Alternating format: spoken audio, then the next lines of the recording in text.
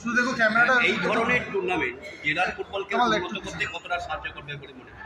অনেক বেশি সাহায্য করবে। তোমার মনে আছে ইস্ট বেঙ্গল একটা সময় আন্ডার-19 স্টার্ট করেছিল, অমিত দা, তোমার সৌমিত্র দা বা অমিতাভ দা, এরকম উঠে এসছে। তারপরে কিন্তু আবার 19 বন্ধ হয়ে গেছে। সেখানে একটা মাস্ট খেলাতে হবে, তার সাথে সাথে ডিস্ট্রিক্টে অনেকগুলো প্লেয়ার তোমাকে পুট করতে হবে, তাদেরকে খেলাতেই হবে। তো এতে কী হবে, ডিস্ট্রিক্ট লাভবান হবে। ডিস্ট্রিক্টের প্লেয়ার যেখানে আমরা ভালো রিয়াল ট্যালেন্ট আসার আগে হারিয়ে যাচ্ছে, মানে বড় টিমে আসার আগে হারিয়ে যাচ্ছে, সেখানে কিন্তু অনেক বেনিফিটেড হবে এই প্লেয়ার। তোমার কি মনে হয় এটা সঠিক সময়? দেখো, সঠিক সময় কাউকে তো স্টার্ট করতে হবে। কেরালা তোমার কেসিএল স্টার্ট হয়ে গেছে, কেরালা প্রিমিয়ার লিগ স্টার্ট হয়ে গেছে। তো সেখান থেকে অনেক ভালো ভালো ট্যালেন্ট উঠে আসছে, যেখানে কেরালা ব্লাস্টার বেনিফিট পাচ্ছে বা ইন্ডিয়ান ফুটবল বেনিফিট পাচ্ছে। আজকে সাহালের মতন প্লেয়ার এসে মোহনবাগানে খেলছে, কেন?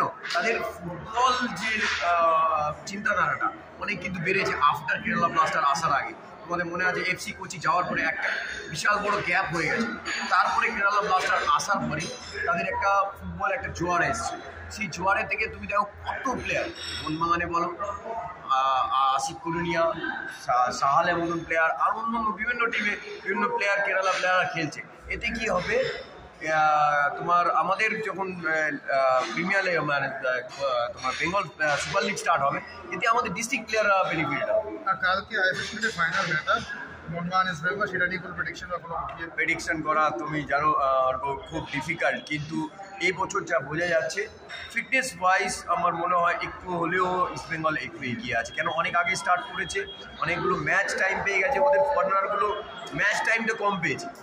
আর ফরেনার কিন্তু ডিফারেন্স করার মতন অলওয়েজ যা তুমি সারা এখানে বলে না, সারা পৃথিবীতে ফরেনার কিন্তু যারা এক্সট্রাঅর্ডিনারি হয় তারা ডিফারেন্স করে। কিন্তু ফিটনেস না হলে এখনকার ফুটবল খেলা খুব ডিফিকাল্ট, সেই জায়গাটা একটু হলে ইস্ট বেঙ্গল এগিয়ে আছে। Thank you.